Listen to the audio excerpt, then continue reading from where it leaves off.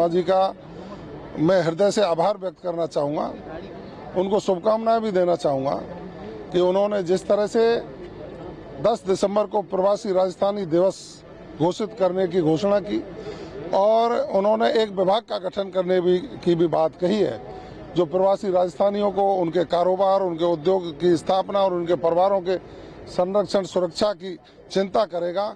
निश्चित रूप से स्वागत योग्य है और राजस्थान के विकास में ये सहयोगी होगा, मील का पत्थर साबित होगा।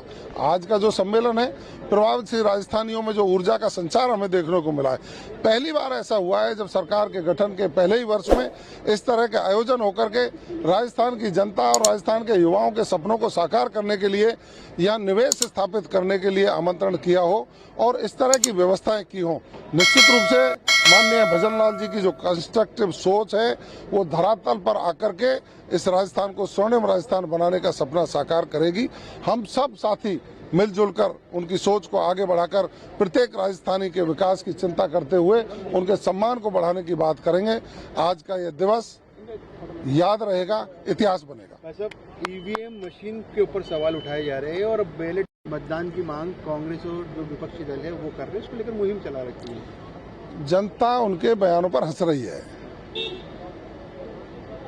इसलिए हंस रही है कि कई प्रदेशों में चुनाव हुए हैं, कहीं दूसरे लोग भी जीते हैं, लेकिन बड़े प्रदेशों में जहां लगातार भारतीय जनता पार्टी विकास कर रही है, वहां जनता ने भारतीय जनता पार्टी को समर्थन दिया है, उनके सहयोग में खड़ी रही है। अब ईवीएम के ऊपर प्रश्न उठाना, लागू करने वाले कौन थे साहब इसको, किनके समय में चालू हुई, इसका प्रस्ताव किसके समय में आया। युवा साथी अभी कह रहे थे, एक तरफ डिजिटल इंडिया की बात करते हैं इनके नेता, कहीं जाकर के सेल्फी खिंचाते हैं, उसको पोस्ट करते हैं, और दूसरी तरफ ईवीएम जैसे इलेक्ट्रॉनिक वोटिंग मशीन है जिससे हमारा निष्पक्ष चुनाव होता है, उस पर ये प्रश्न चिन्ह लगाते हैं। तो इनकी सोच पर तरस आता है। निश्चित रूप से इनकी सोच को भगवान क्या करे, ईश्वर से प्रार्थना करता हूँ इनको सद्बुद्धि दे और ये देश के और राजस्थान के विकास में सहयोगी बने। सवाल, बांग्लादेश में जिस प्रकार संतों के साथ अत्याचार हो रहा है, लगातार भारत उसका विरोध भी कर रहा है। विरोधी नहीं, किसी भी देश में हिंदुओं के साथ अत्याचार बर्दाश्त नहीं होगा। भारत की सरकार उनकी संरक्षा सुरक्षा के लिए जो भी कदम है वो समय समय पर उठाती रही है।